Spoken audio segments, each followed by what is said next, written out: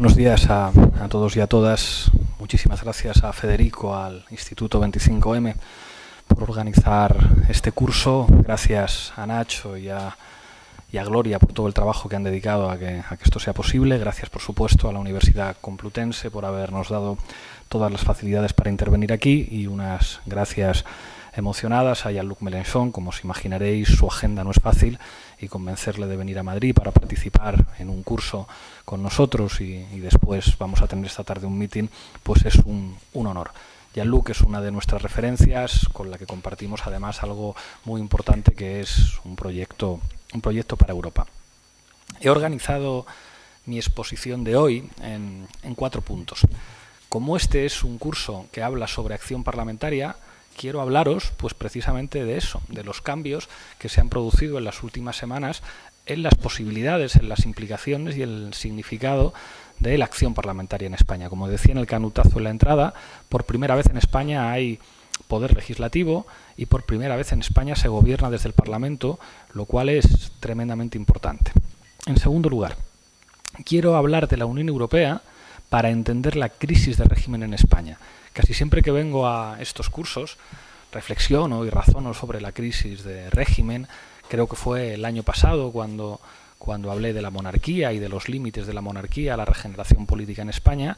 Creo que hoy, con la presencia de Jean-Luc, toca entender en qué medida la crisis en la Unión Europea ha puesto en cuestión la viabilidad de los sistemas políticos europeos, de sus sistemas de partidos y, en buena medida, de los consensos como resultado de la Segunda Guerra Mundial, de los consensos del antifascismo europeo en términos de derechos sociales y de derechos civiles. En tercer lugar, señalaré a modo de punteo algunos desafíos que compartimos para Europa y que están en el eje de trabajo de la Declaración de Lisboa, en la que estuvimos el bloque de izquierda, France Insoumise y Podemos. Y por último, haré algunas reflexiones sobre el tema de las migraciones. Decía Jean-Luc hace un momento con toda la razón que este no puede ser el único tema, pero no es menos cierto que a la vista de los últimos acontecimientos y de los gestos del gobierno español, creo que merece la pena hacer un comentario, sobre todo a la vista de lo que hemos visto en el Consejo Europeo. A propósito de la agenda de gobierno legislativo, yo os pediría que reflexionaseis sobre lo posible en política. Yo supongo que muchos y muchas os acordáis de cuántas veces nos dijeron que los números no daban, que era imposible hacer una moción de censura, que era imposible sacar al gobierno del Partido Popular. Esto no es un asunto menor, porque esto afecta a la espina dorsal de los sistemas de gobernabilidad en España. A principios de 2016, Felipe González, en una entrevista en El País, señalaba una serie de prohibiciones fundamentales para el Partido Socialista. Decía que el Partido Socialista nunca podría pactar con los populistas de Podemos y que nunca podría pactar con fuerzas políticas independentistas catalanas o con fuerzas políticas vascas. Aquella prohibición se tradujo en una prohibición política efectiva asumida por el Comité Federal del Partido Socialista, que le dijo a Pedro Sánchez que no se pusiera de acuerdo con nosotros y que no buscara apoyos de fuerzas políticas catalanas y vascas. Aquello se concretó en un intento por parte de Pedro Sánchez de gobernar con Ciudadanos. Todo el mundo sabe cuál fue la consecuencia de aquello. Nuestras bases, con más de un 90% de los votos, dijeron no a un gobierno de Rivera presidido por Sánchez, y después de la repetición electoral en 2016, cuando Pedro intentó explorar esa alternativa, le echaron del partido. Y de hecho recuperó la Secretaría General del partido diciendo 3 cosas. Diciendo: España es plurinacional, Unidos Podemos tiene que ser mi socio preferente y hay que echar a Rajoy del gobierno. Es verdad que después de ganar la Secretaría General, esto desapareció de su praxis y de su discurso, pero lo recuperamos. Nosotros presentamos una moción de censura en 2017, a la que invitamos al Partido Socialista a encabezar esa moción de censura. Nosotros hubiéramos retirado mi candidatura si el Partido Socialista se hubiera puesto enfrente, y señalamos un camino que era posible y que en las últimas semanas se ha demostrado que era posible y que era viable. Nosotros hicimos un trabajo, sin precedentes en España, que fue el de conseguir los apoyos para que la moción de censura saliera adelante. Yo quiero que todo el mundo recuerde una imagen: la Declaración de Zaragoza en otoño. En la Declaración de Zaragoza, Podemos impulsó un encuentro de fuerzas políticas de todo el Estado partidarias del derecho a decidir y del diálogo. En esa fotografía de la Declaración de Zaragoza están la mayoría que permitió que Pedro Sánchez fuera presidente del Gobierno. Probablemente sin la Declaración de Zaragoza no habría habido moción de censura. A partir de ahora se abre un escenario por completo nuevo y novedoso en nuestro país, que es el escenario de un gobierno parlamentario. Yo tenía mucho interés cuando propuse que organizáramos este curso de verano, que conocierais cómo se ha adaptado nuestra gente que no tenía experiencia de acción institucional, al trabajo parlamentario, que conocierais cómo es la tarea de elaboración de una PNL, de elaboración de una proposición de ley, cómo es el trabajo en las comisiones, tareas que son muy importantes y en las que, bueno, estoy muy orgulloso de nuestro grupo parlamentario y en especial de las trabajadoras y trabajadores del grupo, porque han logrado sacar las mejores calificaciones. Somos el grupo parlamentario que presenta más iniciativas y que desarrolla una labor legislativa más intensa. Esto ya de por sí era muy interesante y por eso era objeto de este curso, pero es que ahora tenemos una situación en la que de facto está gobernando y va a gobernar el Parlamento. Un gobierno con 84 diputados, digamos, de apoyo incondicional, es el gobierno más débil de la historia de nuestra democracia reciente. Eso no es necesariamente malo, porque eso hace que el gobierno no puede hacer lo que quiere. El Gobierno tiene que negociar permanentemente con nosotros y con otros grupos del Congreso para sacar adelante las medidas de Gobierno. Los decretos se tienen que convalidar en sedes parlamentarias y el Parlamento tiene una labor legislativa que en este caso se convierte en una agenda práctica de Gobierno. Esto no tiene precedentes en la historia de España y esto por fin nos hace tener la sensación de ser extremadamente útiles en el Congreso de los Diputados. En estos días ha habido mucho diálogo para dar una salida a la situación de Radio Televisión Española. Nosotros hemos defendido desde el principio que tenía que haber un concurso público, que es algo que defendía nuestra formación política, que las otras no lo tenían claro. Y hemos asumido que puede haber una transición que nos lleve al necesario escenario de que la radiotelevisión pública, la presidencia y las principales responsabilidades se elijan por concurso público. En esa negociación nosotros hemos planteado que es imprescindible que la televisión y la radio pública sean independientes, que dejen de ser un aparato de propaganda del Partido Popular y que sean un servicio público. Es evidente que ha habido, sobre todo, muchos medios de la caverna acostumbrados a que la televisión pública española fuera su cortijo, en el que daban de comer a los tertulianos de la caverna con pingües sueldos y que, digamos, producía vergüenza ajena, pues están evidentemente muy nerviosos porque por primera vez ha tenido que haber una negociación parlamentaria para dar una salida digna a la radiotelevisión. Y lo que hemos escuchado en las últimas horas revela que efectivamente en España hay un gobierno parlamentario, que no hay un gobierno que por decreto pueda decidir lo que pasa en la radiotelevisión pública, sino que hay que hacer valer esa mayoría que sacó el Partido Popular del Gobierno para garantizar la independencia y la calidad de la radiotelevisión pública. Insisto, esto no tenía precedentes y esto convierte nuestro trabajo legislativo en un trabajo de gobierno. Eso es muy importante, eso es un gran desafío e inaugura una nueva cultura democrática en España. Si yo hubiera tenido que hablar hace un año aquí de los resultados de nuestra acción parlamentaria, hubiera tenido que decir que nos sirve para prepararnos, que nos sirve para conocer cómo funciona el Parlamento, que nos sirve en última instancia para proyectar lo que querríamos hacer cuando gobernemos. Hoy puedo decir que nuestra acción parlamentaria sí es efectiva. Hace un año nos encontrábamos frente al veto del Gobierno. El Partido Popular nos vetó decenas de leyes que ahora han dejado de estar vetadas. El Partido Popular utilizó mecanismos de filibusterismo parlamentario para tratar de retrasar en el trámite de las enmiendas las medidas que nosotros estábamos sacando adelante. Yo hubiera podido decir hace un año que era frustrante dedicar muchas horas de trabajo en el Parlamento porque eso no contribuía a transformar la vida de la gente. Hoy eso ha cambiado por completo y desde el Parlamento se puede transformar la vida de la gente. Eso implica asumir que es posible hacer una agenda de gobierno social. Las 20 primeras medidas de gobierno que nosotros planteamos son medidas sociales. Hubo quien tituló Unidos Podemos deja de lado el asunto catalán, Pero claro, pocas horas después, cuando vieron que nos arremangábamos, íbamos a Cataluña a reunirnos con el presidente de la Generalitat para hablar de vías de diálogo, para hablar de distensión, para favorecer que pueda haber un diálogo abierto, sin condiciones, entre el gobierno español y el del gobierno de la Generalitat, vieron que hacíamos nuestro trabajo. Pero nuestros objetivos de gobierno son en un sentido social.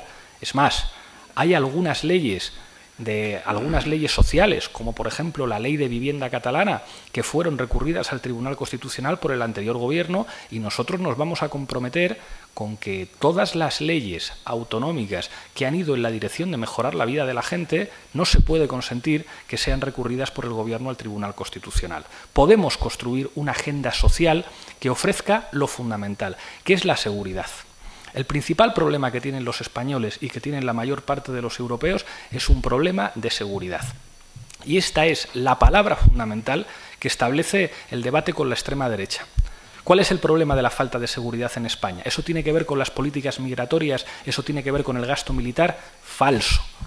La política que tiene que ver con la seguridad son las políticas de empleo y las políticas de servicios públicos. No hay seguridad cuando uno cobra 700 euros al mes. No hay seguridad cuando la mayor parte de los contratos son temporales. No hay seguridad cuando hay millones de parados que no reciben ninguna prestación. No hay seguridad cuando se degrada y se privatiza la educación pública y la sanidad pública. No hay seguridad si alguien no tiene la garantía de una ley de dependencia que le va a permitir cuidar a sus mayores. No hay seguridad si uno no tiene la garantía de que va a poder criar a sus hijos y a sus hijas con las ayudas públicas necesarias. Ese es el debate de la seguridad. La seguridad no tiene que ver con el número de policías que patrullan las calles. La seguridad no tiene que ver con el número de misiles que compra nuestro gobierno. La seguridad no tiene que ver con las armas que vendemos a Arabia Saudí. La seguridad no tiene que ver con las concertinas que se ponen en la valla de Ceuta y Melilla. La seguridad tiene que ver con la calidad en el empleo, con la calidad de la educación, con la calidad de la sanidad, con que tengamos una ley de dependencia, con que tengamos una ley de vivienda digna. Y ese desafío de la seguridad, ¿qué es lo que hace temblar a la extrema derecha que dice, no, efecto llamada, nos invaden, más policías, concertinas, más armamento? Ese debate sobre la seguridad es el que nos puede hacer ganar, porque la gente claro que quiere seguridades, la seguridad de llenar la nevera todos los meses, la seguridad de poder llevar a sus hijos a escuelas infantiles y saber que van a tener todas las ayudas para cuidar a sus mayores. El segundo elemento, la Unión Europea como elemento fundamental para entender la crisis de régimen en España. Todo el mundo tiene claro que la crisis de régimen en España tiene dos dimensiones, una dimensión social y una dimensión territorial. La dimensión territorial es evidente, el éxito del sistema político del 78 tenía que ver con una gestión inteligente, una gestión duradera del conflicto plurinacional. Que España es plurinacional es algo que tenía perfectamente claro la monarquía y la derecha española. ¿Por qué Adolfo Suárez y el rey de España ofrecen a Tarradellas la restauración de una institución republicana como es la Generalitat? Porque entienden perfectamente que España es plurinacional y hacen que la Constitución reconozca una institución preexistente a la propia Constitución española, que es una institución republicana que se llama Generalitat Catalana.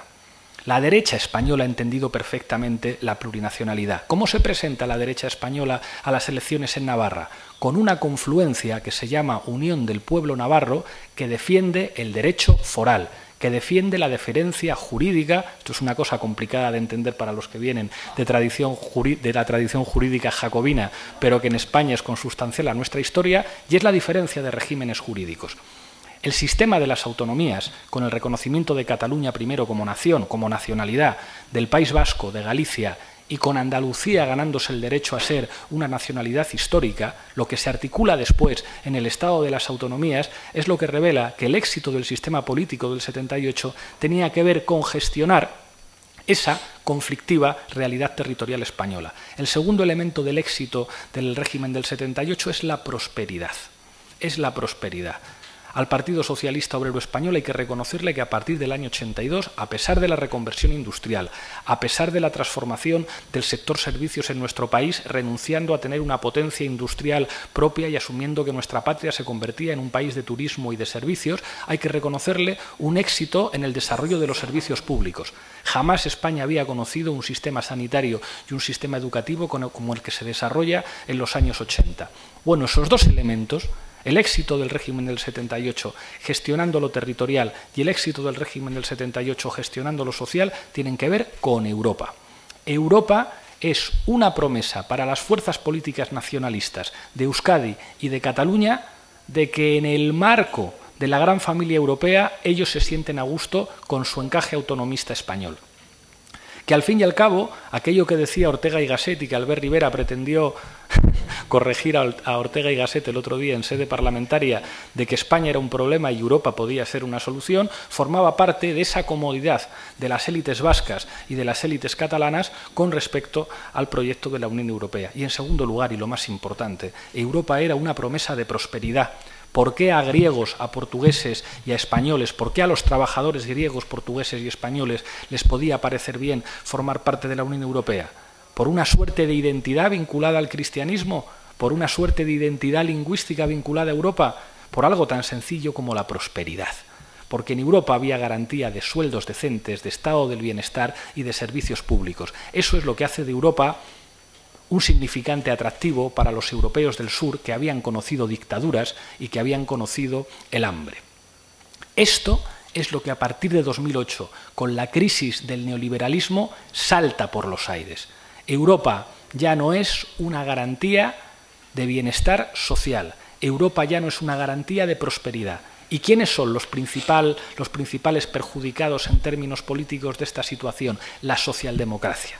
La socialdemocracia que se hunde en Grecia, la socialdemocracia que ha terminado hundiéndose en Francia, en el corazón del proyecto político europeo, la socialdemocracia que se hunde en Austria, la socialdemocracia que se hunde al tiempo que emerge la extrema derecha en buena parte de los sistemas políticos europeos que saltan por los aires. ¿Quién se iba a imaginar que Matteo Salvini, que lo más parecido a un fascista que ha habido en Italia desde Almirante, iba a ser el que tomara las decisiones en Italia? ¿Quién se iba a imaginar que el Frente Nacional en Francia se alzara como fuerza de oposición? ¿Quién iba a imaginar lo que está viniendo de los países del Este? La crisis de la gobernanza neoliberal en Europa ha abierto las puertas al fascismo. En España podemos estar orgullosos de que la traducción política de la crisis económica no fuera la emergencia de una fuerza fascista, sino la emergencia de una fuerza como Podemos, después Unidos Podemos y las confluencias. Podemos estar orgullosos de que en nuestra patria esa traducción de la crisis económica y la crisis política la encarnara una fuerza política democrática. Después llegó el presidente del Banco Sabadell a decir que hacía falta un Podemos de los bancos y se inventaron Ciudadanos como antítesis a lo que suponía la emergencia de Podemos. El Ciudadanos que dice abajo los fueros, el Ciudadano que quería quitar la tarjeta sanitaria a los migrantes, el Ciudadanos que se presentó con la extrema derecha de un partido llamado Libertas a las elecciones europeas de hace 8 años. ¿Cuál es el único lugar donde las fuerzas políticas socialdemócratas están en una situación mejor? No es el caso de España. El Partido Socialista está gobernando con el peor resultado de toda su historia desde la Guerra Civil Española. Los únicos 2 lugares donde tienen buenas perspectivas los socialistas es Portugal, donde han gobernado con nuestros aliados, y es el Reino Unido, donde Jeremy Corbyn, que está mucho más cercano a nosotros que a otros partidos socialdemócratas europeos, fue elegido por las bases del Partido Laborista como líder del Labour Party. Tercer elemento, como punteo, muy rápido, desafíos. ¿Qué desafíos compartimos los demócratas europeos? El primero, un desafío de soberanía. Y la soberanía europea tiene que tener 3 dimensiones. Lo primero es el reconocimiento de las soberanías populares y nacionales europeas. No puede ser que haya decisiones que no puedan tomar los parlamentos elegidos por los ciudadanos europeos. No puede ser que una llamada de la señora Merkel implique una reforma del artículo 135 de la Constitución española. Ni en España, ni en Francia, ni en ningún país democrático puede haber un poder exterior que esté por encima de sus parlamentos. Pero también hay 2 dimensiones más muy importantes. Una dimensión militar y una dimensión geopolítica. Se decía que Europa era un gigante económico, un enano político y un gusano militar. Nosotros hemos dicho que hay que superar la estructura de la OTAN. Un patriota europeo no puede defender que haya bases militares de una fuerza política extranjera, de un país extranjero como Estados Unidos, definiendo la política de seguridad de nuestro continente. Europa tiene que asumir sus desafíos geopolíticos y militares propios. Europa necesita una relación con Rusia propia, no subordinada a los intereses de los Estados Unidos. Nosotros tenemos que definir nuestros intereses como europeos de manera autónoma y navegar las turbias y difíciles aguas de la geopolítica sin depender de los Estados Unidos. Al mismo tiempo es necesario democratizar las instituciones europeas. No puede ser que el Parlamento Europeo sea una cámara colegislativa.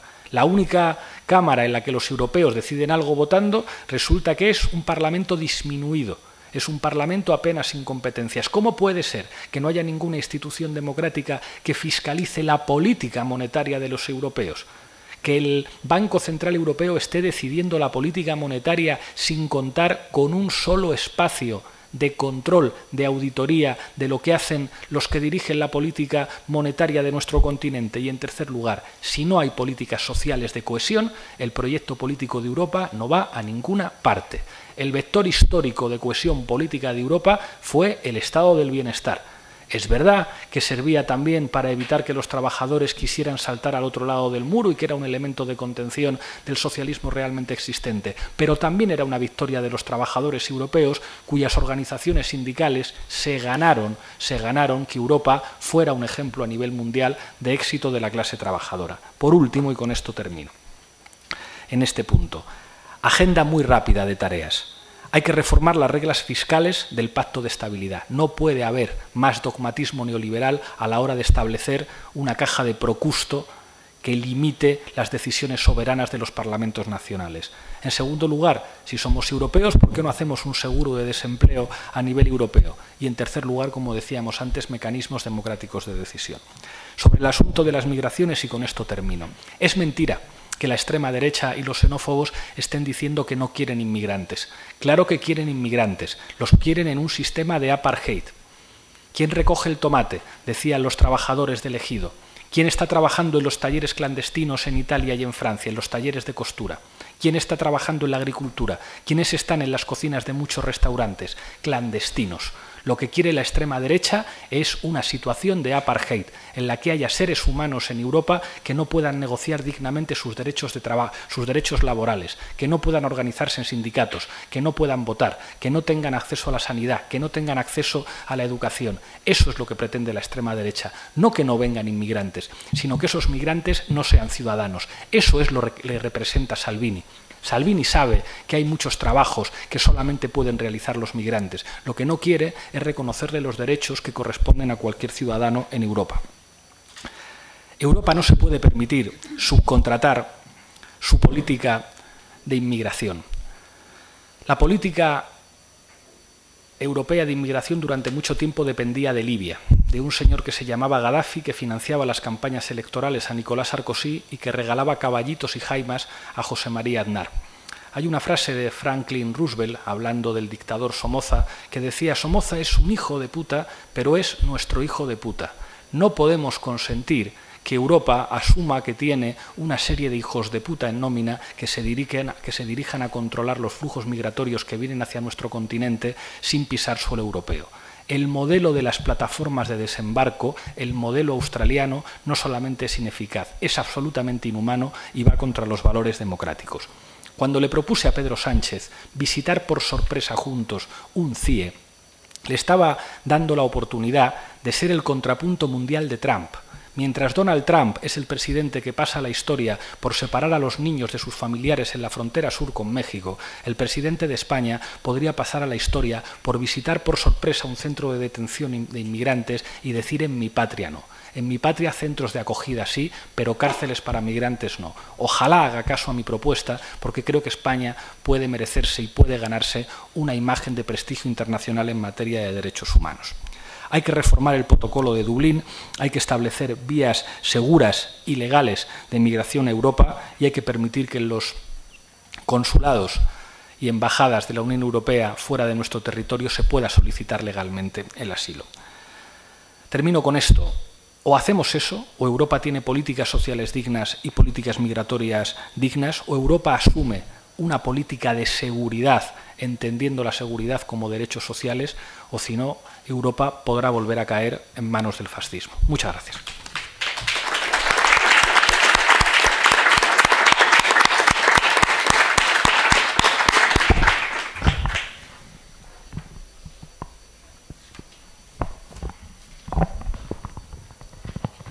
Bueno, antes que todo, ruego que disculpen el español tan caótico que voy a hablar y del poco que tengo, bastante oxidado, porque no tengo tanta oportunidad de hablarlo. Me encanta y soy muy orgulloso ser invitado de esta universidad tan famosa. Es un momento prestigioso para mí. Encantado vivirlo con Pablo en la iglesia, porque hay también el Pablo Echenique y otros Pablo. Hay muchos en Podemos Pablo. Me da mucha alegría encontrarte de nuevo, Echenique, y tú también, Pablo. Yo creo que Pablo Iglesias tiene un papel muy particular en la nueva oposición popular en Europa. A mí no me importa, la llama como que quiera, humanista, izquierda, popular, no sé. Él tiene un papel particular porque con los compañeros de Podemos abrieron la nueva página. Antes de ellos había otro proyecto sobre el modelo del Partido de los Trabajadores brasiliano, es decir, grupitos que formaban un partido nuevo, el Partido del Trabajo, en Brasil, Die Linke en Alemania, sinapismos dando Syriza, y en Francia el Frente de Izquierda, que intentaba transformarse en un partido. Al final, eso no fue posible en Francia, y hemos creado el movimiento França Insumisa, se dice aquí, Insumisa. Es una forma política inspirada de Podemos, pero que yo pienso más adelantada, claramente, porque cada uno sale de la experiencia del otro, el mejor, y así tenemos una deuda política con ustedes, hemos aprendido mucho, y hoy día juntos Podemos y nuestro movimiento, con el bloque, somos abriendo una trayectoria nueva en Europa con el movimiento Ahora el Pueblo. Ahora el Pueblo es distinto del Partido de la Izquierda Europea, ahora el Pueblo es distinto de todas las formas antecedentes de agrupaciones políticas. Ya teníamos en común el foro del Plan B. Lo hemos hecho sobre el modelo que nos habían dado los latinoamericanos con el foro de São Paulo. Claramente yo que soy obligado a decir que de Plan B hay tantos como de Estado. Cada uno de nosotros sabemos que debemos abrir una vía y el primero que la abre para todos. Yo creía que Alexis Tsipras estaba abriendo este camino. No sé lo que tú piensas de esto y no te lo pido. Pero yo quiero decir que soy totalmente sin acuerdo con Tsipras. Fue para nosotros una catástrofe, ni como saben, catástrofe. Pues ahora hay nuevo, y el nuevo es ahora el pueblo. Intentaré quedarme en el tema europeo. Ustedes tenéis que comprender que para un francés, hoy día, la crisis de la Europa política, la Unión Europea, porque no se confunde Europa y Unión Europea, tengo que decirlo. Para mí, Rusia es un país europeo, no es un enemigo asiático. La Unión Europea conoce una crisis, bien, pero nosotros franceses Y para hablar francamente nosotros, dirigentes franceses, que pensamos que vamos a ejercer el poder un día u otro, sabemos que esta crisis es totalmente incluida en la de Francia, por una razón muy particular. Nosotros hemos votado contra el Tratado Constitucional Europeo. El pueblo francés ha votado contra. Y en el Tratado de 2005 había todos los tratados anteriores que fundaron la Europa, la Unión Europea. ¿Eso fue el voto? No. Y lo cambiaron porque no sea un sí. Y con esta violencia inicial del 2005 contra los franceses y después contra los holandeses y después contra los de Irlanda y después contra los de Dinamarca, hoy día es el método permanente, el modo permanente de funcionamiento de las instituciones europeas. Golpe y golpe y golpe. Y cada vez los presidentes franceses han aceptado estos golpes, dejando al gobierno alemán hacer el trabajo sucio para el capital francés. Y esto no solamente se ve, se sabe, hasta hechos tan graves como hechos de guerra que hizo el Banco Central contra Chipre, cortando el acceso al euro. ¿Usted se recuerda esto? Han votado en el Parlamento de Chipre, ¿se dice? Chipre, sin que tenga una voz para el memorándum de la Troika, ni una voz. Es decir, de derecha a izquierda, todo el mundo de acuerdo para decir no. Y cortaron el acceso al euro y imponieron de fuerza un acuerdo que no quería la representación nacional del pueblo de Chipre. Y de mismo contra Grecia, cortaron también el acceso al euro. Son hechos de guerra en el derecho internacional.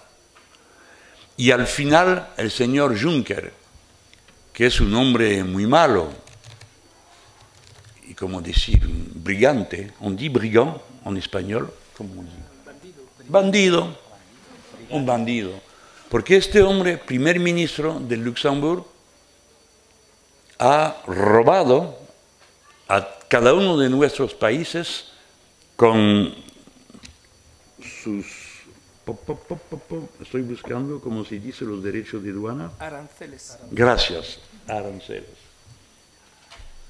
Ha robado a Europa entera lo que debería ser pagado en nuestros países. Y este bandido hoy día es el presidente de la Comisión y él dice tranquilamente, no hay democracia fuera de los tratados. Eso es una frase terrible. No hay democracia fuera de los tratados, pero no hay democracia dentro de los tratados. Entonces no queda democracia. ¿Y por qué no hay democracia en los tratados? Estos tratados. Después del 2005, el gobierno alemán propuso dos cosas. Un mecanismo de seguro financiero en Europa y un tratado presupuestario. Presupuestario. El primero fue votado en Francia en una indiferencia total. En la campaña presidencial yo intenté explicar, pero tan complicado. Una vez hice un meeting explicando un cuarto de hora cómo funcionaba y por qué es un problema por la democracia. Entonces no voy a intentar hacerlo en español. Muy complicado. Y yo pido a... ¿Todo el mundo ha comprendido? Dice uno, no. De nuevo. Digo, bueno, de nuevo lo explico. Es muy difícil, pero no es porque es difícil que nos debe interesarnos, porque implica la vida del país. Y bueno, yo estaba luchando para que se trata del tema. y salió la televisión nacional, que es peor que la vuestra, es decir, que, ¿cómo está? Es una oficina de propaganda como no se puede imaginar. A España sí puede ser, bueno, nosotros un horror.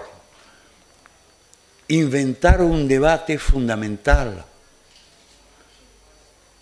La carne halal en los comedores públicos. Y más de 15 días con este tema, la carne halal. ¿Ah? ¿Usted no sabe lo que es el halal? Es decir, un modo particular de matar a las bestias, ok, para que sea halal. Bien, imposible hablar de otra cosa.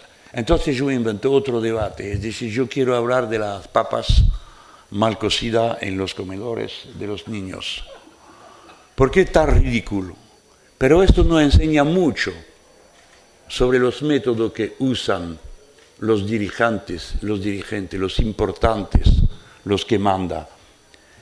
Es que Europa no se puede comprender nada. Y entonces te queda, yo soy por Europa porque amo fraternidad con los pueblos, y lo que no quieren, xenófoba, racista, nacionalista, fascista. Cerramos la puerta, el debate es terminado. Así no se puede discutir. Y el tratado presupuestario lo votaron el mes de julio en Francia. El pequeño señor el François Hollande, empezó diciendo, vamos a negociar nuevos tratados.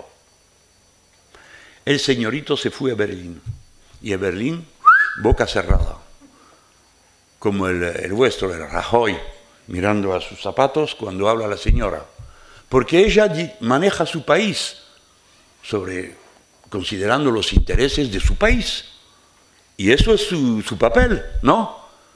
No le pedimos, por favor, Muti, preocúpate de mí también, dígame lo que es bueno para mí. Ella contesta, lo que es bueno para tú es lo que es bueno para mí, punto. El ordoliberalismo se llama. Entonces, entró el señor con una renegociación de los tratados y salí con un plan de reactivación económica de 120.000 millones de euros. Es decir, nada. Porque 60.000 millones eran ya en el presupuesto europeo y la otra parte estaba prevista en préstamos. Es decir, nada. Entra el presidente de la República Francesa, que es la segunda economía del continente, vamos a renegociar los tratados, y sale con nada. De mismo el señor hoy que tenemos, el Macron, entra, vamos a hacer un presupuesto y un parlamento y no sé qué, por el euro. Nadie pide un presupuesto, ¿para qué hacer? ¿De cuánto? ¿Qué le parece necesario? Un parlamento, pero ya hay uno y no decide de nada. Un gobierno económico, ¿para qué hacer? ¿Cuáles van a ser las reglas? Nada. Sale con el acuerdo de la señora. Ella dice, bueno, un presupuesto, adiós el parlamento, adiós el gobierno económico, adiós todo. Un presupuesto sí, pero con 2 cifras. Bien, ok, ¿cuánto? 2 cifras hasta 99, ¿c'est bien ça, 99? Ok, máximo 99. Ok, el señor Hollande tenía 160. Entonces, es decir, nada. Entra el presidente francés y sale con nada de nuevo. El gobierno actual de Europa es el gobierno de derecha alemán. El modelo de construcción de la Unión Europea actual es una Europa alemana, es decir, alemana de derecha, alemana del ordoliberalismo como doctrina constitucionalizada. Eso es el momento. En el tratado presupuestario, hay la regla de oro, es el artículo 135. Eso, con esta regla se acaba la democracia. Es decir, hay una regla más importante que todas, es una regla económica y después todas las otras reglas. Nosotros pensamos que sí hay una regla superior. Tiene una regla superior. El interés general humano. Y por tal, es decir, la regla verde. Para el futuro de la humanidad tenemos que respetar una regla. No vamos a sacar de la naturaleza más que la naturaleza es capaz de reconstruir. Si hay reglas a formular, deben ser reglas de interés general, no como protección de intereses particulares designados como una regla de naturaleza económica. No hay naturaleza económica, no hay. La regla se inventa cada día y se lo decide el pueblo y a veces se equivoca y hay que cambiar las reglas. La regla en democracia y en racionalidad no puede ser eterna. Y mismo en ciencia, las ciencias duras, no hay reglas eternas. El relativismo de Einstein es una negación total de Newton, etc. Así somos seres humanos y debemos saberlo y proteccionar esta capacidad a cambiar. No podemos aceptar que se instituye una regla sobre todas otras, especialmente cuando esta regla toca una cosa que tiene que ver con correlación de fuerza al interior de la sociedad. Ahora, tales son los tratados. Con estos tratados no se puede conocer ni democracia ni bienestar. ¿Por qué? Porque estos tratados prohíben la armonización fiscal y la armonización social. Lo prohíben, no me recuerdo a este momento el número de los artículos de los tratados, pero lo prohíben. Y lo prohíben de manera consciente. Quiero dar un ejemplo. En mes de mayo, creo, ahora es junio, ¿eh? Bueno, que nosotros, julio, hoy, cómo pasa el tiempo. Un año ya, diputado. Bueno, el mes de mayo, una cumbre sin los alemanes, no, en martes, porque los alemanes que desprecian tanto a Europa del Sur necesitaron más tiempo para formar un gobierno que España. Y no había alemanes, del gobierno alemán. Es decir, que bueno, es una forma de cumbre que no quiere decir nada, porque la más potencia de economía no viene en esta cumbre para un nuevo tratado social. No sé si tú has seguido esto. Sí, sí. Increíble. En el nuevo tratado social hay menos que antes. Menos. Adiós la progresión social. Adiós la reducción del tiempo de trabajo.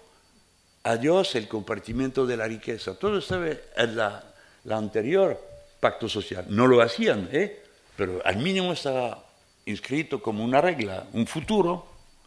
Lo cambian y todo esto lo echan, pero incluyen los derechos de las empresas, del capital y no sé qué cuánto, los accionarios, no sé cómo llaman eso, los investidores, porque esto vale mejor para decir de esta manera. Bueno, es decir que de manera abierta este modelo constitucionalizado en los tratados niega a la obligación del progreso social, del bienestar, lo niega. Hay que pararse un poco con los sueños de una Europa que nos protecta, que es buena por naturaleza. Esto no existe, señores y señoras, no existe. Los textos dicen el contrario.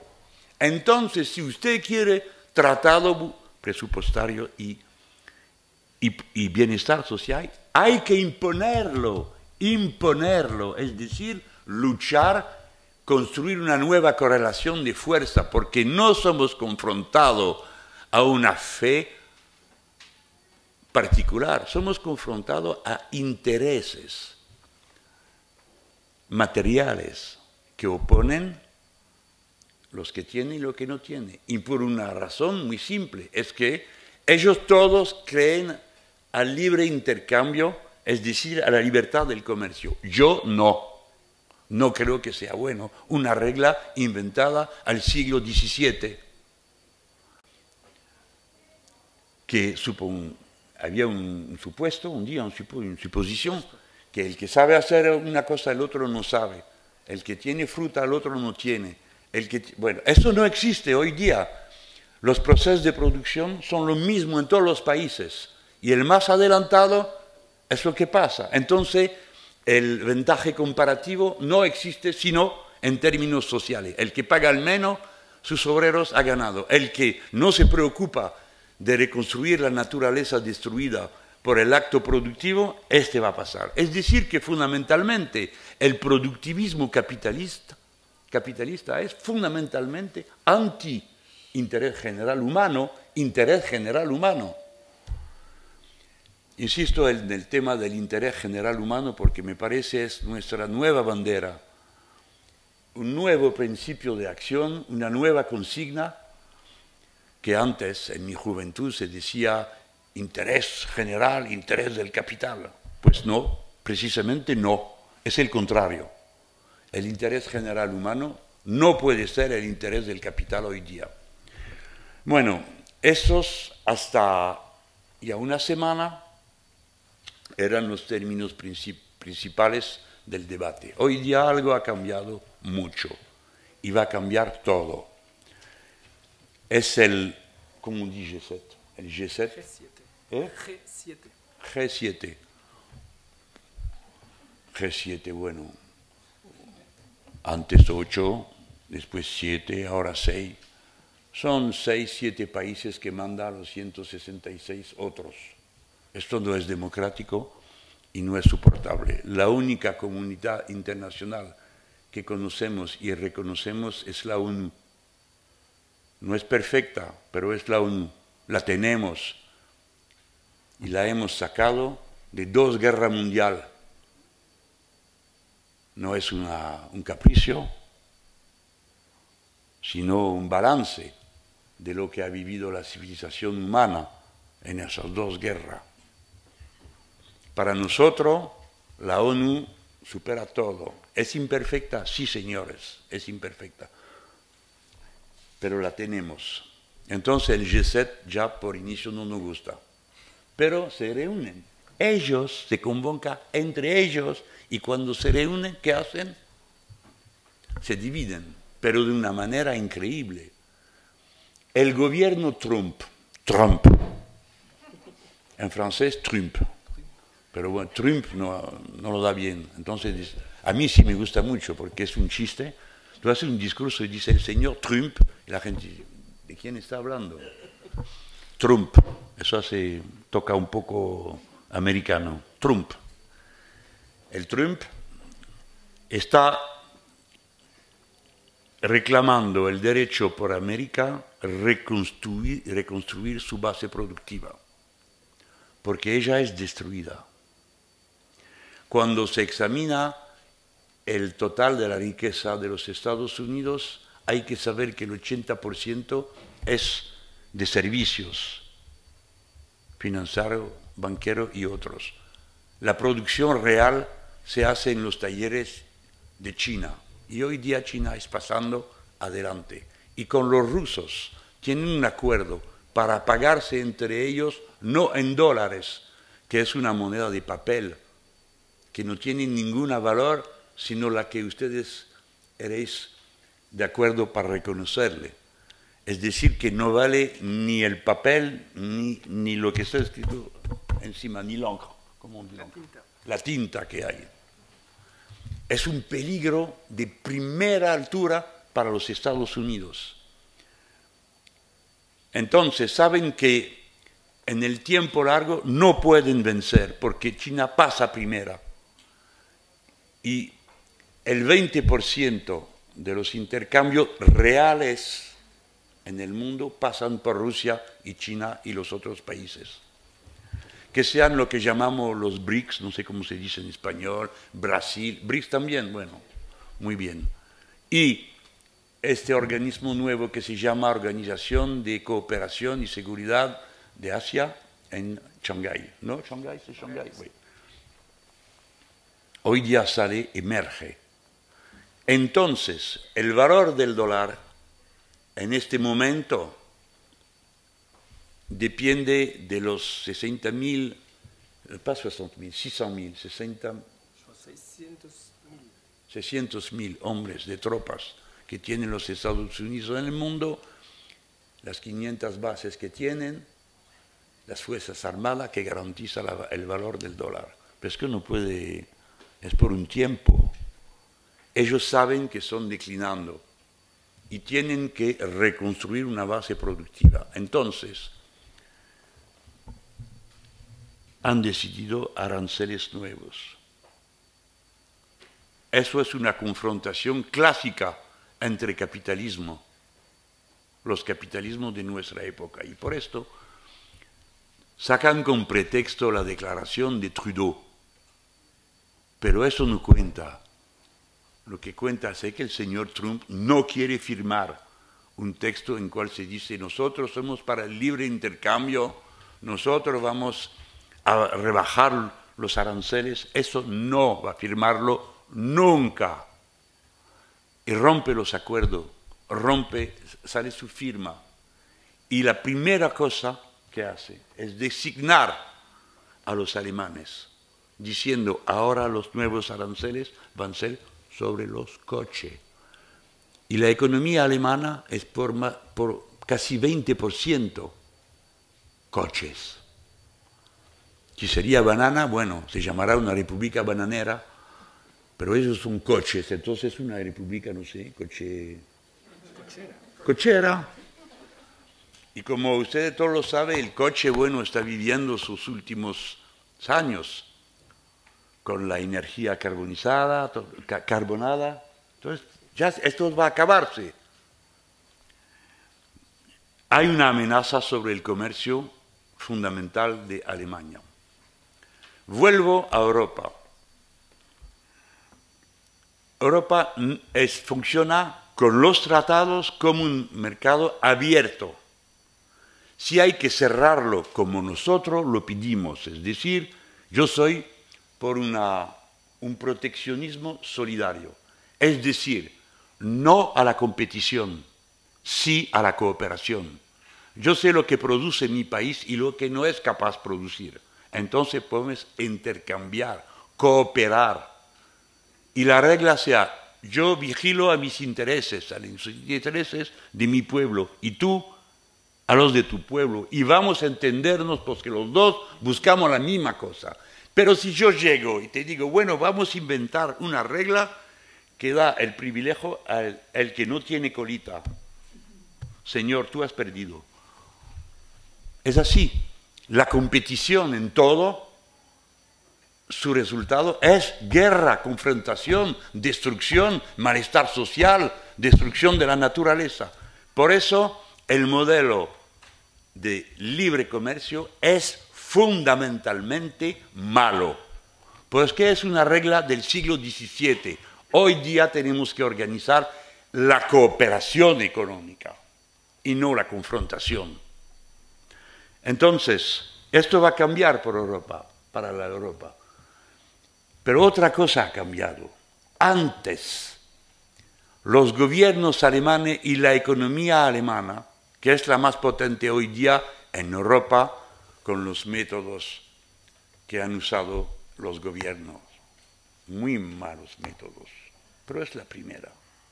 Tiene ese excedente gigantísimo, que son totalmente ilegal, porque se castiga en Europa los déficits exagerados, pero también los excedentes.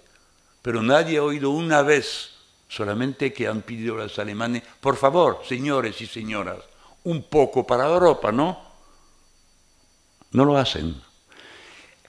El cambio es que hoy día la economía alemana, que dependía antes de Europa en general y de Francia en particular, porque nosotros franceses primero clientes y los alemanes los primeros clientes. Hoy día el comercio de Alemania, el primer puesto es con China, no con nosotros, no con nosotros, ni ustedes.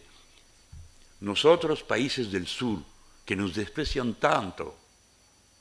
Nadie en Europa ha hablado una vez del gobierno alemán como él ha hablado de los gobiernos del sur de Europa. Entonces, tenemos problema reciente de nueva forma.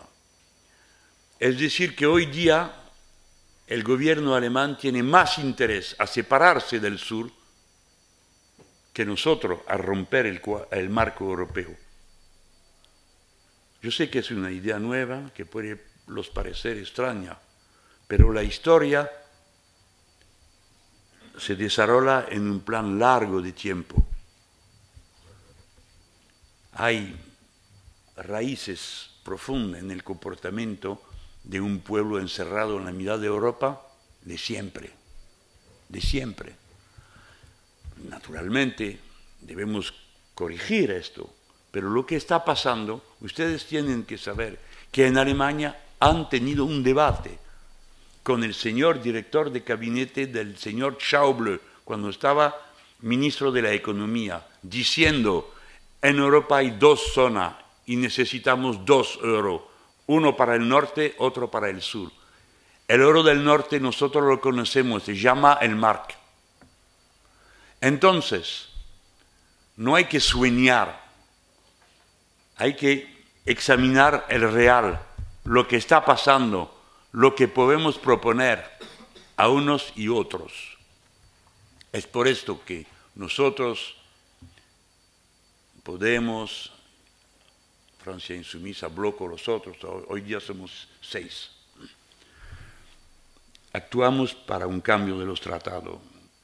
Es decir, pensamos, nos proyectamos en ruptura con estos tratados. Pero esta ruptura es una necesidad para mantener un cuadro, un marco europeo. Porque en este marco, con esta condición, no va a quedar Europa, no va a quedar. La última cumbre que hicieron sobre el tema de inmigración, ya que se trata de esto, es una victoria de la ultraderecha. Parece el tema central de toda la vida de Europa. No, señores, no es el tema central. Es un tema importante, pero el tema central es ¿por qué tanta pobreza? En Alemania, 12 millones de personas pobres. Es la primera economía del continente. En Francia, segunda economía, en donde se da más dinero que en todos los otros países europeos en dividende a los capitalistas, porque hay 9 millones de pobres. Esto es la pregunta. ¿Qué vamos a hacer? Hablar de migración día y noche, eso es una victoria de la ultraderecha. Claro, hay un problema. Y se puede arreglar de una manera muy simple. La gente no se van por placer, se van porque son obligadas. ¿Y son obligados por qué? Por guerra que nosotros organizamos. Se van por condiciones económicas que nosotros organizamos. Los tratados de cooperación con los estados del sur, todos prevían que hay que rebajar los aranceles, es decir, la única fuente que tienen los estados. Somos culpables, las economías del norte, de lo que haya tanta gente que se van. Entonces, ¿qué hay que hacer? Que la gente se quede a casa trabajando con salarios dignos, condiciones dignas, y cuando se van hay un deber humano. No vamos a echarlo al mar, no lo haremos.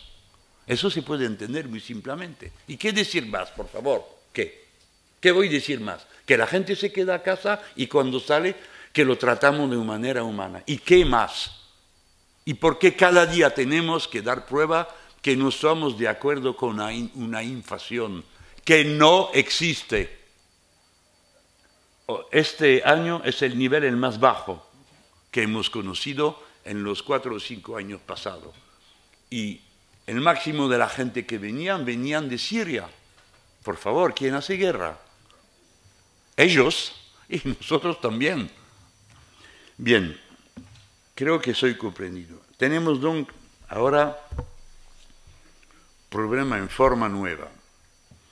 Pero nada se puede arreglar si no hay una fuerza que existe. Una herramienta. No tenemos. Yo quería citar a Chávez, pero me han dicho que en España no se puede soportar. Mire, no se asuste. En el mundo entero, cuando tenemos candidato, conocemos les reproches, como dicen. Reproches. Los reproches. Agresivo, chavista, cubano, antisemita y loco. Loco más o menos. Yo sí, tú no sé por qué. Pero va a venir, tú vas a ver. No tenemos que, a mí no me hace nada. Chávez fue lo que fue, intentando hacer el mejor para su pueblo, cosa maravillosa, otras menos. ¿Dónde hay gobiernos maravillosos, por favor? No hay. Porque están siempre hablando de Venezuela y no dicen ni una palabra de la situación de Colombia, con 280 personas matadas, como son dirigentes del movimiento social, porque no dicen nada sobre el tema de México, en donde ayer se dio esta noticia maravillosa, una victoria total, la primera vuelta, wow, 53%, los gringos están verdes de rabia, porque ya habían Venezuela y ahora también México a su puerta, qué bueno, qué alegría. Y yo quiero decir, yo no sé cómo va a gobernar el AMLO. Andrés Manuel es un nacionalista de izquierda y nosotros ya sabemos que no hay que seguir, no hay un partido que nos enseña la dirección, eso ya se acabó, ni un internacional, porque no queremos, pero vuelvo a Chávez. Y él decía, bueno, yo propongo una quinta internacional, nosotros todos, bueno, de internacional ni hablar. Al final dice, bueno, entiendo que ustedes no quieren de internacional, pero ¿cómo podemos hacer para acercarnos milimétricamente un poco? Porque el adversario, él, es centralizado y tiene su cumbre, sus congresos internacionales en Davos y otros lugares de esa naturaleza. Nosotros hemos creado este espacio, es ahora el pueblo. No es finalizado, hay mucho que hacer todavía, no es finalizado, pero ya nos hemos acercado no solamente milimétricamente, es un gran paso que hemos hecho, muy gran paso. Tenemos que apoyarnos en este punto de apoyo con firmeza, voluntad. Amigos, Europa entra de nuevo en años negros y ustedes españoles saben mejor que otros que puede costar mucho y para mucho tiempo. Entonces, yo espero mucho de España, de su capacidad a rechazar la ultraderecha y los gobiernos de esa naturaleza. Es muy importante que no haya acá fuerza como el Frente Nacional en Francia y los otros fascistas en toda Europa. Pero hay que decírselo francamente, ya somos un poco las espaldas al muro. Hay que comprenderlo y actuar. Al final yo pienso que vamos a ganar. Por eso necesitamos que la cadena de los tratados europeos se rompe, que sea a España con Podemos o que sea en Francia con nosotros. Pero no tenemos tanta fuerza en Europa, hay que reconocerlo. La responsabilidad nuestra es muy grande. Es por esto que yo tengo total fianza en Pablo. Yo sé lo que está sufriendo hoy día. de cómo lo pegan de una manera tan sucia. Y yo siento lo que él puede sentir. Hay que dar fraternidad del combate, hay que apoyar a los suyos, porque somos pocos. Y avanzamos sin saber claramente si vamos a pasar por allí o por allá, o por aquí o por allá. Hay que inventarlo, sentirlo pasar y no ser destruido. Pienso que hay en Europa muchas fuerzas disponibles, pero si vencemos nosotros a España o a Francia, eso va a crear un paisaje totalmente nuevo.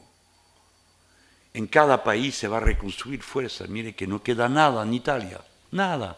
Nuestros compañeros son muy pocos pero yo tengo una fe total en ellos también, porque luchan con fuerza. Y valentía, ¿se existe en español? Valentía, ¿tú ves? De instinto, se sabe el español.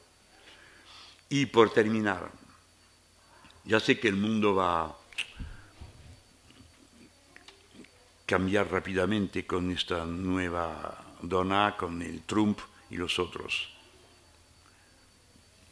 Podemos trabajar con los gobiernos de China, de Rusia, del mundo entero.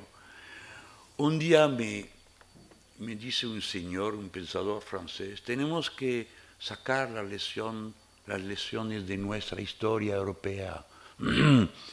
Somos solos en el mundo. ¿Solos? Somos 7 billones de seres humanos. ¿Cómo solo? ¿Qué decís usted? ¿Cuáles lecciones de la historia? ¿Cuál es? ¿De qué habla usted? La lección de la historia es que las nacionalidades europeas han sido invasores. Han matado a toda la gente que había, o casi todas, en las dos Américas. Invadieron África. Golpearon al gobierno de China. Pegaron a todos en el mundo. La lección de la historia es que hay que cambiar fundamentalmente. Pensar el mundo como una área de cooperación humana, no como una arena de competición, en donde hay que ser el más fuerte. Cualquier sea el precio de esta fuerza, porque lo que ocurre hoy día es más importante que tú, es que ustedes, los importantes, están destruyendo el ecosistema y es el único en cual se puede tener vida humana, porque la naturaleza no le importa el ser humano. Y si desaparecemos todo, el planeta va a continuar a hacer su carrera en un universo inmenso, frío y sin fin. Entonces, hoy día es la tarea la más importante. Europa debe ser adelante. El gobierno chino asume su responsabilidad frente a la transición ecológica. Quiero decirlo, hasta los verdes los dicen que odian a los chinos diciendo que son comunistas. Y como son comunistas hay que odiarlo. Pero ellos mismos reconocen que la política de ese gobierno va en la buena dirección. Y nosotros debemos, o no estamos haciéndolo. Nosotros somos tan inteligentes, hemos inventado el mercado carbón. ¡Qué gracia! Eso no funciona, como ustedes todos lo saben. Hemos permitido que los pesticidas, 5 años de más, que se encuentra hasta en la cerveza y que ahora amenaza la generación. Es duro ser joven y joven padres, ¿no? Hay angustia. Hay angustia. ¿Cómo dit une pomme? La manzana. Bien. Me siento muy fresco. Pero cuando yo fui niño, Fui niño. Con una manzana, se tomaban toda la vitamina que hoy día tú vas a dar a tus hijos con 100 manzanas. Otro mundo. Yo creo que esto tenemos que tomarlo en cuenta, porque la juventud en todos nuestros países, eso le da angustia y a nosotros también. Son nuestros nietos. Pesticida, bueno, fuera. Y todo. Eso tenemos que hacerlo. Eso depende de nosotros, de nadie otro. Es una decisión política, no cae del cielo. No caen del cielo los pesticidas. Y hoy día se lo protectan el gobierno alemán de nuevo porque Bayer compró a Monsanto y es el primero imperio químico del mundo. De nuevo tenemos que hablar. Bueno, ¿qué vamos a hacer? Hay que parar la difusión de los pesticidas. ¿Y cuántas otras preguntas? El agua. Agua es un bien común. No se puede privatizar. No se puede. Si te falta el 2% de agua, tiene que beber. Y deprisa, por favor. Si te falta el 10%, ya pierde la cabeza. Eso es un delirio. Y a 12%, muerto. Porque el ser humano es agua. El ciclo del agua es roto hoy día porque la polución y los intercambios rebajan el nivel de lo que se puede tomar potable. Hay urgencia. Yo lo digo, si llego al poder en Francia, nacionalizaré todo el agua, en todo el país. No para que conducir desde de París, sino darlo en las municipalidades, los sindicatos municipales. Pero el agua es un bien común, no puede ser una propiedad privada. Porque tú te puedes pasar de lo que quieras, pero el agua no puede. Y yo veo en mi país cómo la cortan a la gente. Es prohibido. Entonces te dejan una gotita cada minuto y te dicen, yo no he cortado, te queda una gotita. Eso lo hacen en Francia. Y nosotros vigilamos y luchamos en contra. Bueno, disculpe que tomo ejemplos muy simples de la vida cotidiana para enseñar que los grandes problemas políticos del mundo empiezan en nuestra casa, en nuestro cuerpo, en nuestra manera de vivir con el vecino el más próximo. Y el tema común es el interés general humano y la soberanía. Pero la soberanía sobre su mismo. La soberanía de nosotros, entre nosotros, es decir, la regla que respetamos todos porque la elegimos votando.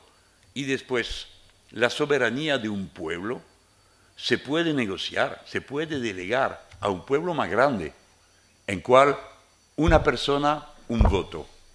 Y así somos capaces de reconocer la decisión. Porque democracia no te obliga a cambiar de punto de vista. La democracia es un método para decidir, nada más. Y mañana, si no es contento, persigue explicando que es la mala decisión. Ustedes sabéis todo esto. Todo esto es en causa hoy día con Europa. Ustedes españoles tenéis con Europa una correlación que yo me permito decir totalmente realista, porque ustedes asocian el sueño europeo con la liberación de la dictadura y el desarrollo y el bienestar que han conocido todos. Eso es verdad y eso es justo y de eso somos contentos. Eso es la forma de Europa que gustamos, sí, verdaderamente. Pero hoy día esta Europa no existe más. No hay fondos estructurales para desarrollar Rumania, Bulgaria y no sé cuántos. Y con un cinismo total, el Barroso explicó una vez, como no hay fondos estructurales, entonces cada uno de ustedes va a pagarse su desarrollo rebajando el nivel de los salarios. Él lo dijo así. Y eso es una locura que nos conduce hasta el punto en cual somos. Disculpe, me permití una crítica, bueno, yo quería hacerla, y hablo así siempre. Digo la cosa como la siento, y ya sé que los españoles están reflexionando, diciéndose, pero como nosotros los franceses, con ¿cómo on dit le couple? La pareja. La pareja franco-alemana. Entonces con eso somos contentos. Formamos una pareja. ¿Dónde está esta pareja? Yo pertenezco a un pueblo, es el único en Europa que después del Imperio Romano se intituló galo-romano. Pero si hay romanos son acá, en España, ibérico-romano. Esto no existe, ¿no? Pero en Francia sí. Nosotros franceses somos muy romanescos. Nos gusta la pareja franco-alemana. Y entonces, bueno, volvemos a dormir y a soñar. Yo digo, hay peligro y hay que despertarse. Bueno, ya basta, al final vamos a vencer. Gracias. Es una propuesta para que se incorpore todo el mundo y además es una propuesta que quiere caminar de manera fraternal con otros espacios europeos ya existentes. De momento hay varios países escandinavos que se han sumado, se van a sumar algunos más. En el caso de Italia, a mí me gustaría que se sumaran todas las fuerzas políticas italianas que están planteando una alternativa para Europa, tanto los compañeros de Potere al Popolo, de Rifondazione, como los compañeros de Libre Uguali y también de Magistris, que es una referencia en el poder municipal en Italia. Y es un espacio en el que, bueno, no han dejado de llegar incorporaciones desde que lanzamos el manifiesto de Lisboa y yo creo que se va a ir incorporando más gente. Sinn Féin. No, Los il irlandeses, ne ¿no? l'a pas dit, tu peux le dire. Muchos, pero ahora somos 6. Vamos a hacer el diálogo muy adelantado con el Partido Socialista de Holanda, que no es un partido socialdemócrata, y también hablamos con el Sinn Féin de Irlanda. Y el problema son los países en donde hemos sido destruidos, es decir, Grecia e Italia. Yo pienso que si es bastante fuerte ahora el pueblo, podemos reconstruir algo, pero si ellos no quieren, no quieren, ¿eh? Nosotros no vamos a ir de país en país creando nuevos partidos, esto no vamos a hacerlo, ¿eh? En ningún país. Entonces, hoy día miramos con interés a lo que está ocurriendo en Alemania, porque el Die Linke está evolucionando y por una parte cambiando de punto de vista y acercándose de Podemos y Francia Insumisa. La presidenta del bloque en el Bundestag, Sarah Wagenknecht, y el compañero Oscar Lafontaine y los otros sindicalistas del oeste del país están intentando construir un movimiento, ellos también, y dicen que quieren hacerlo como Francia Insumisa y Podemos, bueno, que no es totalmente el mismo, pero es decir, una dirección. Nosotros somos la segunda generación de movimiento, como yo le expliqué. Entonces vamos a ver, porque los compañeros alemanes son muy preciosos, son hermanos que nos abrieron la carrera, ¿no? ¿Verdad? Con el Die Linke, creando Die Linke. Entonces tenemos una deuda y yo aprendí con mucha alegría que ella quería construir un movimiento. Han pasado las elecciones, usted tiene que comprender esto, usted lo sabe bien. Tenían que pasar las elecciones nacionales antes de elegir una estrategia. Lo han pasado, pero que lo que resulta es que puede surgir una elección de nuevo, no sé, a cualquier momento. ¿Ok? Entonces, bueno, pasar un movimiento va a ser también con rupturas internas, eso lo sabemos. No nos mezclamos con esto, ¿eh? Ellos saben lo que es bueno para ellos y nosotros miramos. Pero sería muy bien que haya también alemanes.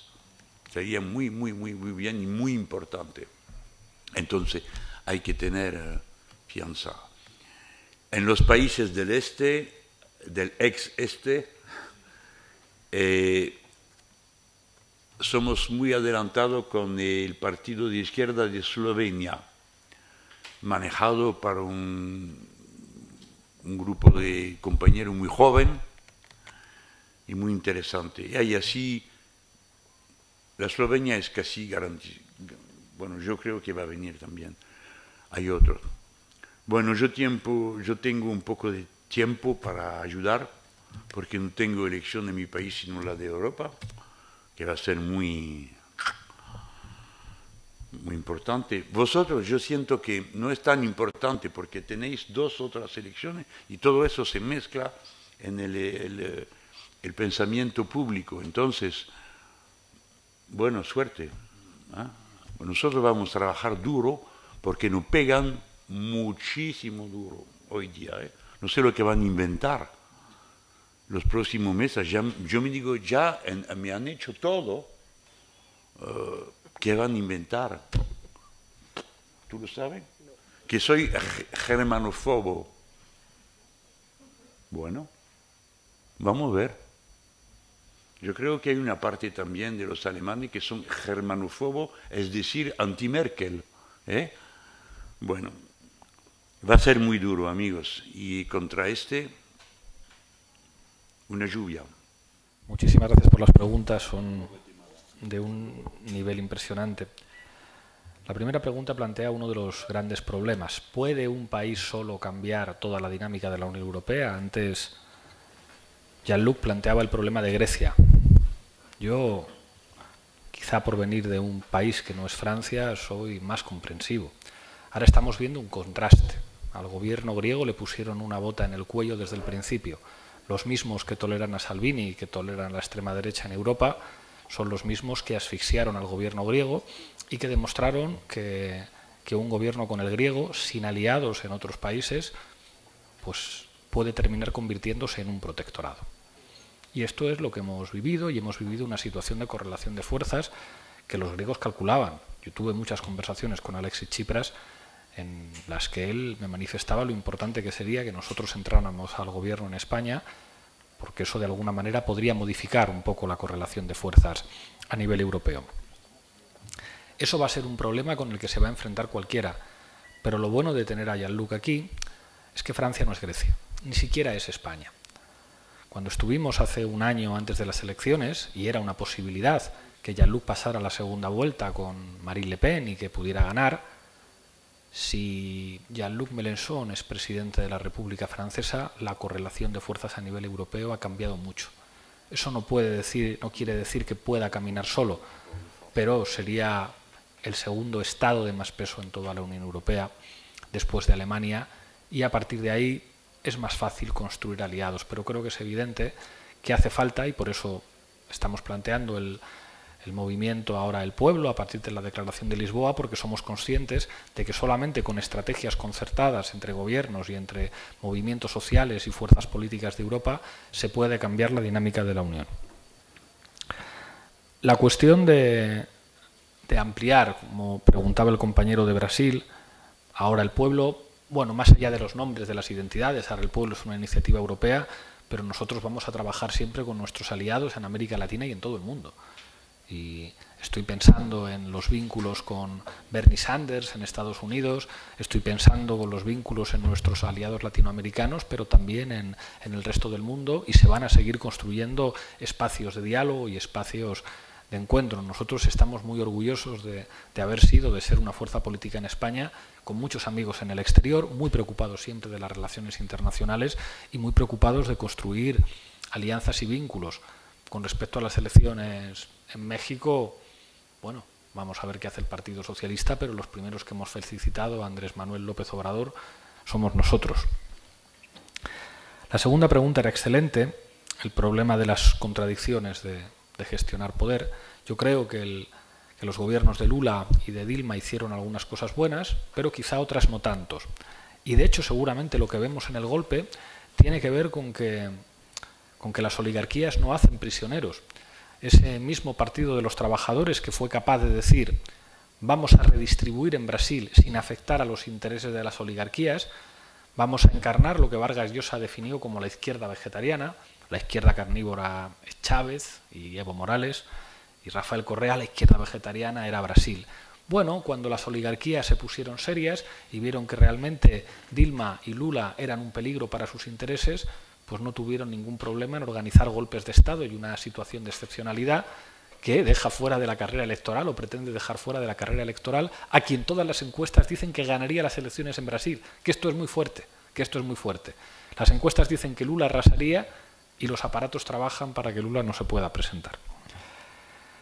Es fundamental que la relación, por una parte de los partidos con sus propias bases, sea orgánica y que las grandes decisiones las tome la gente. Nosotros en Podemos sometemos a referéndum todo. Algunos nos dicen que incluso demasiadas cosas, pero siempre un acuerdo de gobierno y siempre una decisión estratégica o importante. Ese es un elemento clave en la vida interna democrática de los partidos, pero además tiene que existir unas relaciones partido, instituciones, movimientos sociales.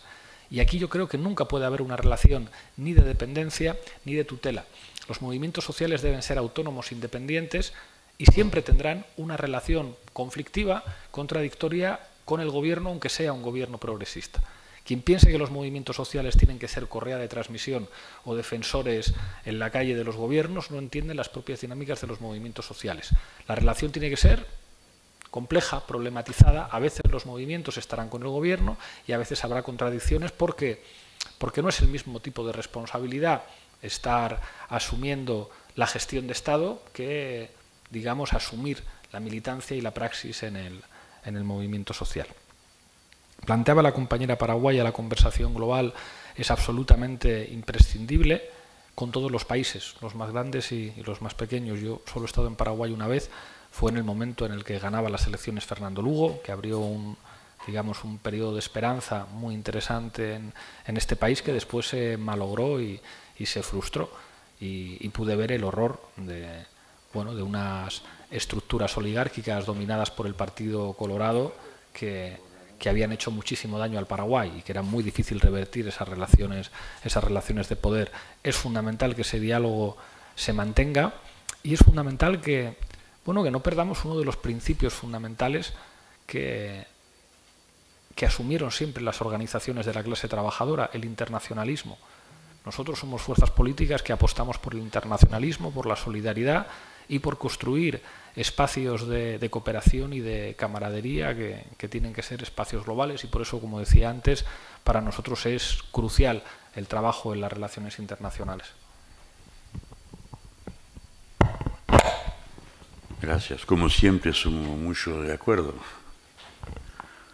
Tú dices el más interesante y yo el resto.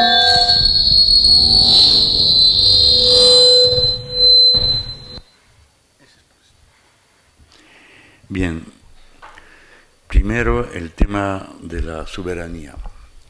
Es muy importante y un tema que siempre fui soberanía solo. Tu pregunta, ¿no? Hay que recordarse cómo cuando venció la Revolución Rusa, su aislamiento produjo la burocratización y el stalinismo. Entonces, para nosotros es un problema muy importante, cómo trabajar juntos con otros.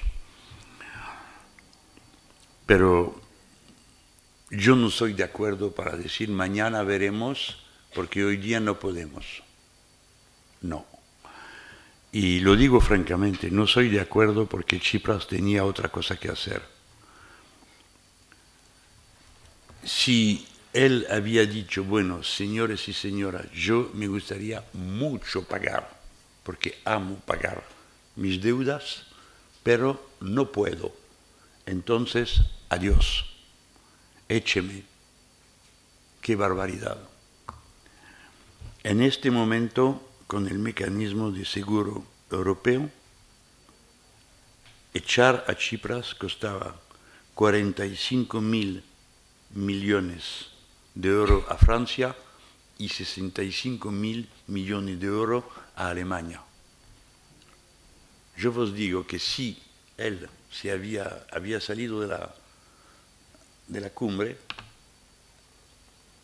la señora Merkel y el señor Hollande se pusieron de rodillas para que vuelva, porque es muy caro la fallida, el fracaso financiero de Grecia. En la correlación de fuerza hay que ser duro para que haya de los dos lados que perder. Para Grecia sí, sería muy difícil, pero para nosotros también. Entonces la gente inteligente intenta descubrir una salida por arriba. Y la salida había. Si el Banco Central había comprado la deuda de Grecia directamente, y si había sido un, como on dit, un prêt, tu as dit? Un préstamo. Un préstamo, ya se acabará enseguida la crisis en Grecia. ¿Es una locura pensarlo? No. No. Porque el Banco Central compró todos los títulos de deuda a los bancos privados. Y entonces hoy día la crisis de Grecia ha dado a Alemania 3.000 millones de euros y a mi país un millón. 1000 millones. 1.000 millones, ¿ah? Combien? 1.000 millions, Un milliard. 1 milliard, 900 1000 mil. millones. Voilà, 1.000 millones. Bien, entonces nosotros no vamos a salir del cuadro, porque no, del marco, porque no hay marco sin Francia, no hay marco, porque somos la segunda economía del continente y no se hace Europa sin Francia. Entonces yo pienso que cada uno va a reflexionar un poco antes de decir, señor Melenchón, no vos soportamos, adiós, fuera. Nadie nos puede estar fuera. Y como viene de decirlo Pablo, somos la segunda economía. Y España, la cuarta. Italia, la tercera. Vengo al punto que me interesa. La Europa del Sur tiene un papel.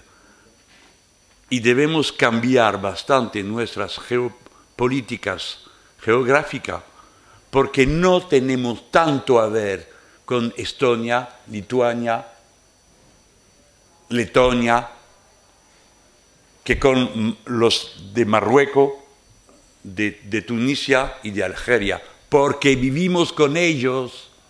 En Francia hay 1.200.000 personas que vienen de Marruecos y los hijos se casan entre ellos, no van a leer del código de la nacionalidad lo que te permite hacer con esta o naturaleza, vida humana, alegría. Esto es más importante. Yo no soy capaz de explicar por qué hay 100 aviadores franceses en Polonia ayudando a la OTAN. ¿Y qué hacen los 50 les chars, como on dit? Tanques. Y los 200 militares franceses que son en Letonia, ¿qué hacen? Por primera vez desde 300 años y la campaña de Rusia, hay militares franceses a la frontera rusa. Eso es una locura. Y esta gente están un poco, a mis ojos, sospechosas, porque tienen un combate contra los rusos totalmente loco. Nosotros no tenemos nada que ver con esto. Rusia es un partenario. No es verdad que es una dictadura. O si Rusia es una dictadura, yo conozco muchas dictaduras y las soportamos muy bien, como el reino de Arabia Saudita o de los Emiratos. Bueno, eso no es. El general de Gaulle se acordó con Stalin, otra cosa que Putin. Reconoció a la China de Mao y trabajaba con ella. Entonces nosotros no tenemos tanto a preocuparnos de los gobiernos, sino que de los estados y los pueblos. Así es mi respuesta. Primero, Europa del Sur y la costilla, la cuesta del Magreb. Esto es importante. Y contra esto, una cosa y una sola, el racismo. Porque, ¿qué pasa con los del Marruecos, de Algeria? ¿Qué tienen de tan extraño para que seamos incapaces de pensar algo con ellos, que son tan cercanos, que vivimos con ellos? El racismo y nada más. Bien, segunda pregunta. De garantía no hay, señor. De nada en la vida. Tú no tienes ninguna garantía de ser vivo si sales de acá. Entonces, bueno, hacemos de lo que podemos el mejor. Pero al fondo, como ha dicho Pablo, hay que organizar la correlación entre el movimiento social y el trabajo institucional. Nosotros, los primeros diputados, a salir a calle, a organizar marchas como nosotros lo hacemos en Francia y vosotros también aquí. pero al final hay la línea política y la conducta. Nosotros nos reclamamos de una revolución ciudadana. Señores y señoras, no digo revolución para eufemizar la revolución socialista, no, es que otra cosa. La revolución ciudadana va a cambiar la jerarquía de las normas, el régimen de la propiedad en varios casos, la cultura dominante y las instituciones. Nosotros creemos el plan de marcha con constituyente, hacer una asamblea constituyente por Francia para salir de la monarquía presidencial. Y en esta forma de movilización se construye un pueblo revolucionario. Así lo vemos, revolucionario ciudadano. Pensamos que es la segunda gran revolución francesa. Después de la primera, ahora la que va a poner al puesto de mando el interés general y la renovación total del lazo político. Cuando el pueblo hace constituyente, se constituye él mismo políticamente. Y esto nos da la energía, pero la garantía no hay. Un día u otro puede rebajar el nivel de movilización, puede resfriarse la revolución ciudadana. Bueno, veremos. Y usted tan joven, el resto. Tercero, el Paraguay es la misma que la segunda pregunta de usted. El golpe contra Lugo fue el borrador de una estrategia de golpe constitucional o judicial. La experimentaron en Honduras y después en Paraguay y después pasaron en Brasil y ahora están saliendo en Ecuador cuando Lenín Moreno intenta encarcelar a nuestro compañero Rafael Correa. Y pensamos que va a ser de mismo en todos los países. Hay dos posturas, la americana de los norteamericanos, pegar golpe, clásicos con fuerzas armadas, bomberos o lo que quieran. Y el otro es decir golpe constitucional, hasta que el pueblo se pone de rodillas porque no puede más. Ahora, con esto, ¿qué hacer? Yo pienso que fue un error que Lugo firme, que reconocía, yo hablo francamente, no voy a decir porque es un compañero, todo lo que hace es una maravilla, no. Yo pienso que fue un error firmar que sí reconocía que el Tribunal Constitucional tenía razón. Y el pueblo del Paraguay, ¿qué va a hacer detrás? Si el presidente él mismo dice que es justo, ¿por qué el pueblo va a levantarse, armarse o no sé qué, para mantenerlo en el poder contra su propia opinión? Pienso que fue un error. Y le hemos pagado en Brasil, porque si habían hecho algo en Paraguay bajo el mando del compañero Lugo, ellos sabrían que no tienen que hacerlo en Brasil. No se asustaron, entonces en tanta. Salen a Dilma, ¿qué pasa? Casi nada. Bueno, pero casi nada. Movimiento Popular, no. Entonces encarcelan a Lula. Se siente fuerte. Bueno, yo lo digo de lejos, entonces es mi punto de vista de francés y vale lo que vale. Pero tenemos que construir algo mundial. Antes no había que el Foro de San Paulo, y nosotros, europeos, observadores. Yo voy en La Habana al foro al medio del mes de julio, el 14, el 15, a La Habana. Bueno, el foro viene a Habana, no yo que eligió La Habana, pero soy contento de ir a La Habana. A mí me gusta el clima en Cuba, el aire y todo. Entonces, ahora necesitamos un marco mundial. Yo intento construirlo, pero primero hay que construirlo en Europa. Y que sea claro esto, no vamos a hacer una internacional con un mando político, un comité central y no sé qué, para decir lo que hay que hacer a España, a Francia, a otro. Eso es imposible, es el pasado y no es tan bueno. pero hacer un club en donde se puede adherir, como dice, Adherir, participar a título personal.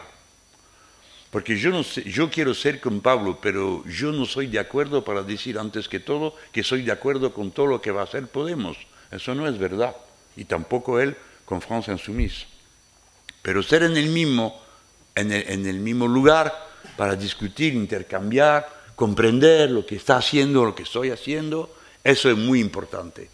Y para fortalecer los que son lo más débiles hoy día y que para ayudarlo a ser más fuerte mañana.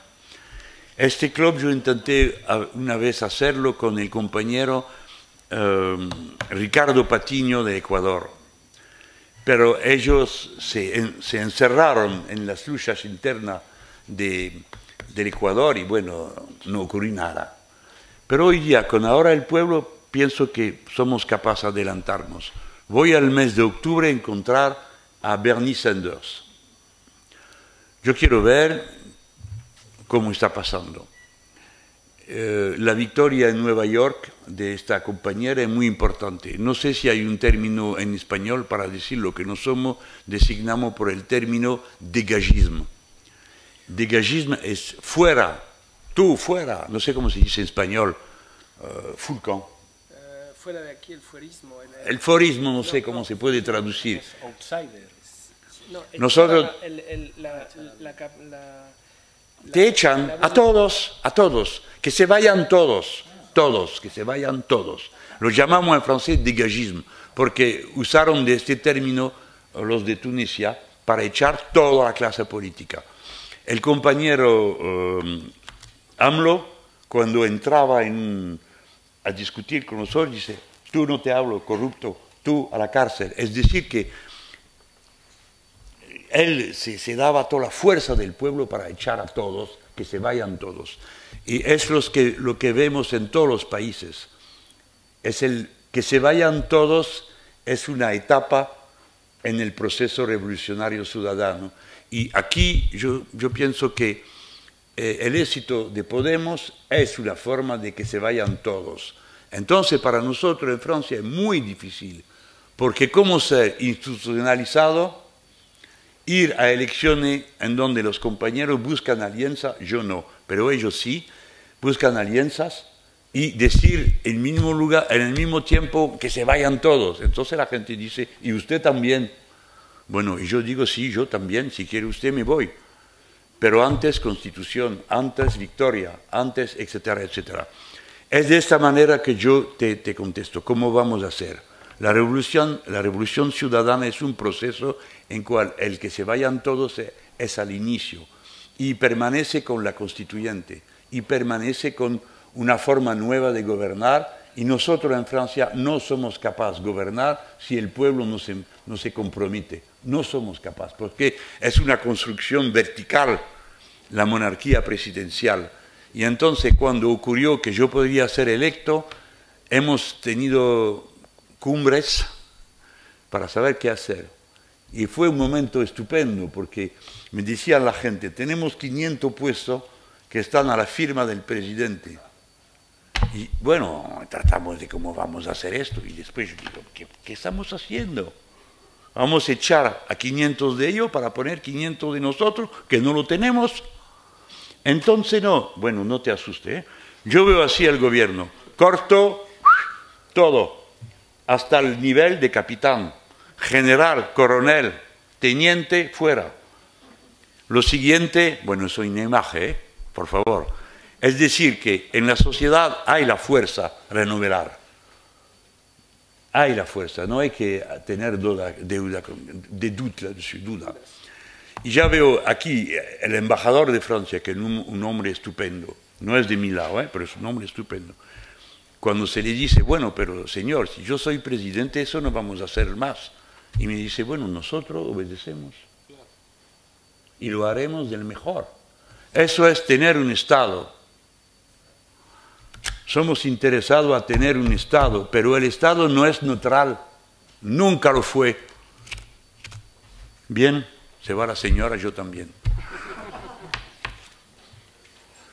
Acabamos. Gracias a todos. Merci, madame. Ça, c'est une conclusion.